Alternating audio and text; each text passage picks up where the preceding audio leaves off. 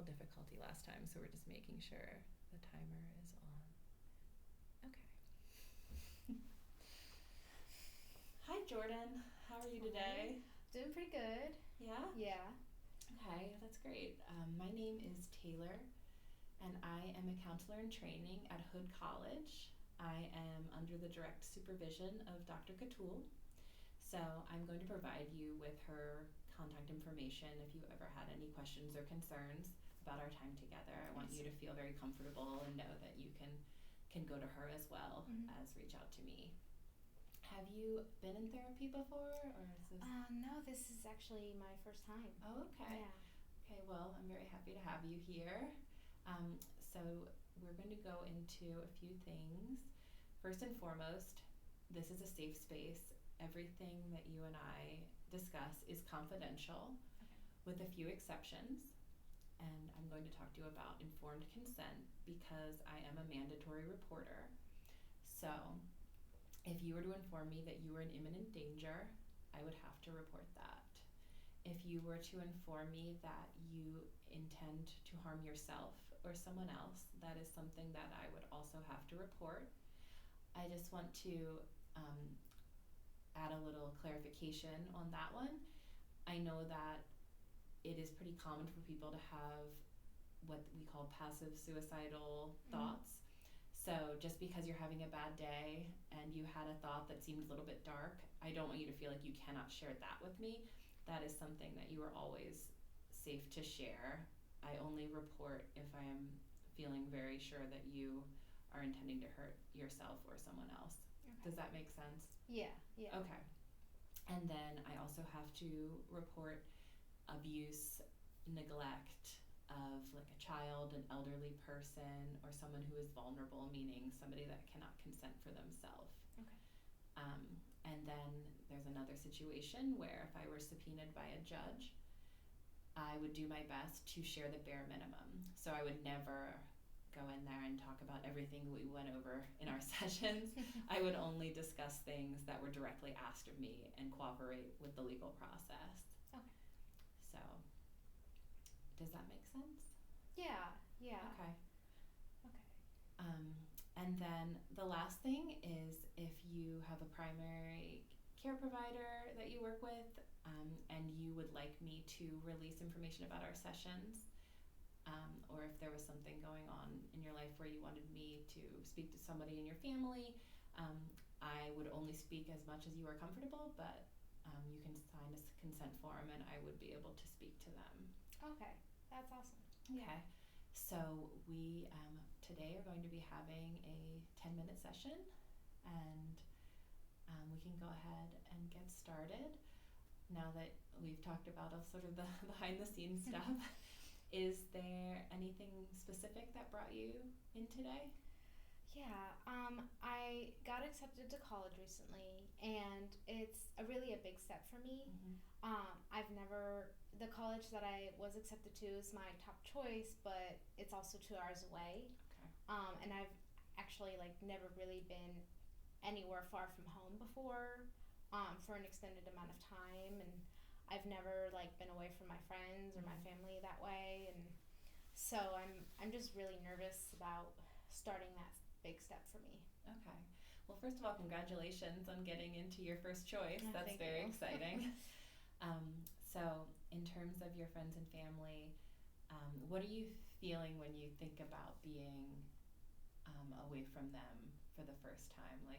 Where does your mind go when you imagine that scenario? Yeah, I guess it goes to, what if I don't make new friends? What if I'm just alone and have to go through college by myself? It's I know my friends are we're hopefully gonna stay in touch and stuff, but it's different when they're not right there next to you and Sure. knowing or seeing what you're experiencing, and vice versa. So I want to make sure I make friends, but Yes. it's been so long since I've actually had to do that. I'm not sure if I still know how. Okay. So it sounds like a lot of your friends that you have now are sort of long-term, even lifelong friends? Yeah, we've been to like basically the same public schools since elementary Okay, school. wow. And so even though it's kind of like we're friends by proximity, Mm-hmm. we've stayed close, and I have like all of their contact info and stuff like that. Could you tell me about some of the conversations you may have had with your friends about their plans for college and if they mirror your plans or if it's. Yeah, actually, we've never really talked about it. Nobody else ever brought it up, and Mm-hmm. I didn't think that um, I should be the one, Okay. or, well, maybe I really didn't want to, because it also means we're talking about not seeing each other. It's kind of like, instead of talking about it, I can just deny it until maybe it goes Mm-hmm. away. But, yeah, so I guess we really haven't had that conversation. Okay. So if you were to pretend that I was one of your friends um, that you may feel comfortable, the most comfortable with, to sort of test out this type of conversation, Mm-hmm. what might you say to them? Um, well, I guess I'd ask, what are your plans after we graduate from high school? Mm-hmm. Okay. And if I were to say I'm attending a school that is a 2 hour plane ride away from here and I'm feeling very nervous about that, what would you say to me as your friend? Yeah, well, I'd probably say, I'm also feeling nervous. Mm-hmm. Even though mine's a little closer, I have to stay on campus, and I guess we're both kind of gonna have to make new friends, and but I still want to stay in touch. I still want to, hopefully meet up during the breaks and call maybe every week or something like Mm-hmm. that, just to touch base. So it sounds like it might be comforting for you to have plans going forward on how you will stay in touch with those friends.